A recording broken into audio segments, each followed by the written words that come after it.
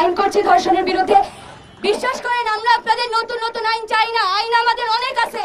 দয়া করে যা আছে সেটা কার্যকর করে দেখান, তাতেই হবে আমাদের। আপনারা যা আইন আছে সেটাকে আপনারা কার্যকর করে দেখান। শুধু 50টা ফাঁসি দিয়ে দেখান, সর্বোচ্চ শাস্তি মৃত্যুদণ্ড, তো 50টা ফাঁসি দিয়ে দেখান। আমি আপনাদেরকে লিখে দিয়ে যাচ্ছি, আগামী 5 বছরে ধর্ষণের হার যদি না কমে তখন আমরা আবার আন্দোলনে নামবো। যে ধর্ষণের হার কেন এখনো কমছে না, পারলে শুধু কার্যকর করে দেখান।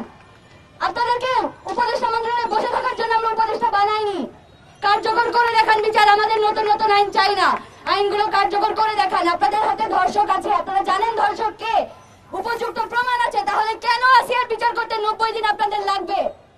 পরিষ্কার জবাব আমাদেরকে দিয়ে যাবেন। যত দ্রুত সম্ভব বিচার ট্রাইব্যুনাল গঠন করে আসিয়া ধর্ষণ সহ সকল ধর্ষণ কাণ্ডের বিচার করতে হবে। একটি সেক্স অফেন্ডার রেজিস্ট্রি চালু করতে হবে যেখানে যৌন সহিংসতার জন্য দোষী সাব্যস্ত ব্যক্তিদের নাম অন্তর্ভুক্ত থাকবে। এটার মডারেশন জবাবদিহিতা নিশ্চিত করতে হবে। যে সকল ক্ষেত্রে অভিযুক্ত ব্যক্তি দোষী সাব্যস্ত হবে, মূল লক্ষ্য হবে বিচারিক প্রক্রিয়ার মাধ্যমে শাস্তি কার্যকরের কথা। শাস্তির মাত্রার চেয়ে শাস্তির বাস্তবায়ন এবং প্রয়োগের দিকে বেশি গুরুত্ব দিতে হবে। যারা ভুক্তভোগী তাদের জন্য পর্যাপ্ত সহায়তা ব্যবস্থা এবং আইনি সুরক্ষা নিশ্চিত করতে হবে যাতে তারা যথাযথ প্রক্রিয়ায় নিরাপত্তা, সহায়তা, দিক নির্দেশনা এবং ন্যায় বিচার পেতে পারে।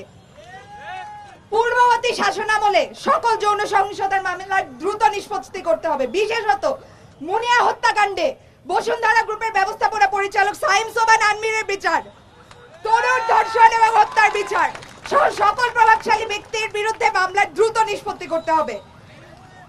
লিঙ্গভিত্তিক সহিংসতার মামলায় যথাযথ বিচার নিশ্চিত করতে ব্যর্থতার দায় স্বীকার করে আইন উপদেষ্টাকে পদত্যাগ করতে হবে। নারীর উপর একের পর এক সহিংসতা ঠেকাতে ব্যর্থতার দায় সহ জনসাধারণের নিরাপত্তা নিশ্চিত করতে চরম ব্যর্থতার দায় নিয়ে স্বরাষ্ট্র উপদেষ্টাকে পদত্যাগ করতে হবে।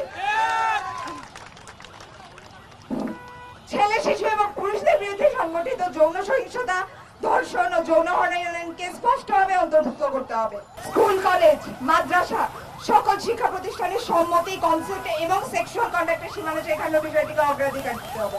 যে কোনো সভা, সেমিনার, ধর্মীয় সভা সহ সকল জনসমাগমে উস্কানিমূলক, অসম্মানজনক এবং সীমা লঙ্ঘনকারী বক্তব্য, পোশাক, শরীর বা চরিত্র নিয়ে অবমাননাকর বক্তব্য, বডি শেমিং, চরিত্র হনন বা নারী বিদ্বেষী উক্তি ইত্যাদির বিরুদ্ধে কঠোর ব্যবস্থা নিতে হবে।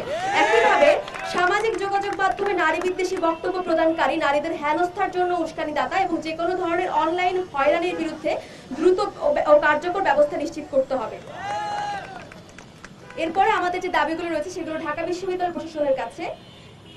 আমাদের গত 5 মার্চ ঢাকা বিশ্ববিদ্যালয় ক্যাম্পাসে সংঘটিত যে যৌন হেনস্থাটি হয়েছিল তার ফলে ভুক্তভোগী শিক্ষার্থীর নিরাপত্তা নিশ্চিত করতে অবিলম্বে ব্যবস্থা নিতে হবে। এ নিয়ে গঠিত তদন্ত কমিটিকে দ্রুততম সময়ে স্বচ্ছ ও গ্রহণযোগ্য প্রতিবেদন জমা দিতে হবে। ঢাকা বিশ্ববিদ্যালয়ের যৌন নিপীড়ন বিরোধী সেলকে এমনভাবে সংস্কার করতে হবে যাতে এর কার্যকারিতা, স্বচ্ছতা নিশ্চিত হয়।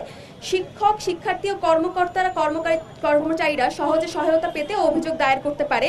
এই সেলকে কার্যকর এবং সচেষ্ট থাকতে হবে।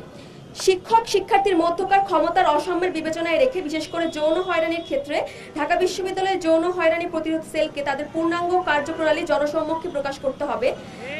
প্রশাসনকে সম্মতি, যৌন শিক্ষা ও লিঙ্গ সংবেদনশীল বিষয়ে ব্যাপক শিক্ষাদান নিশ্চিত করতে হবে।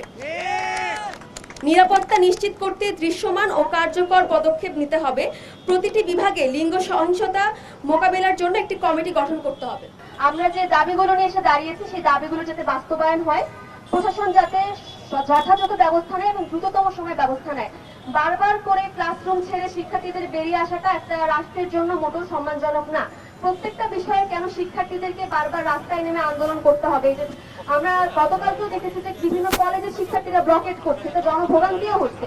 আমরা এই ধরনের আন্দোলন বারবার করতে চাই না। রাষ্ট্রকে অবশ্যই দৃষ্টান্তমূলক ব্যবস্থা নিতে হবে, রাষ্ট্রকে নিজের মতো কাজ করতে হবে। একটি ফাংশনাল স্টেটে কখনো বারবার স্টুডেন্টদেরকে, সাধারণ মানুষজনকে রাস্তায় নেমে তাদের বিচারের দাবি দিতে হয় না। আমরা ইতিমধ্যে একবার জুলাইতে যখন আমাদের একটা ফ্যাসিস্ট রেজিম ছিল, যারা কাজ করতো না, যারা বিভিন্ন সময় তাদের ক্ষমতা খাটিয়ে বিচার ব্যবস্থাকে কুক্ষিগত করে রেখেছিল, তাদের বিরুদ্ধে একবার আন্দোলন করেছে, সেখানে রক্ত ঝরেছে। দ্বিতীয়বার এসে বাংলাদেশ 2.0 আমরা আসলে আমরা আসলে এমন কিছু দেখতে চাই না যে বারবার মানুষজনকে জনগণকে আবার রাস্তায় নামতে হচ্ছে। যদি রাস্তায় নেমে বারবার বিচারের দাবি করতে হয় তাহলে এই সংস্কারের কোনো মানে হয় না, এই রাষ্ট্রের থাকার কোনো মানে হয় না। তাই আমার এই অন্তর্বর্তীকালীন সরকারের কাছে আমাদের সকলের দাবি থাকবে দ্রুত ব্যবস্থা নিয়ে জনগণকে তাদের কাজে ফিরে যাওয়ার সুযোগ করে দেওয়ার জন্য।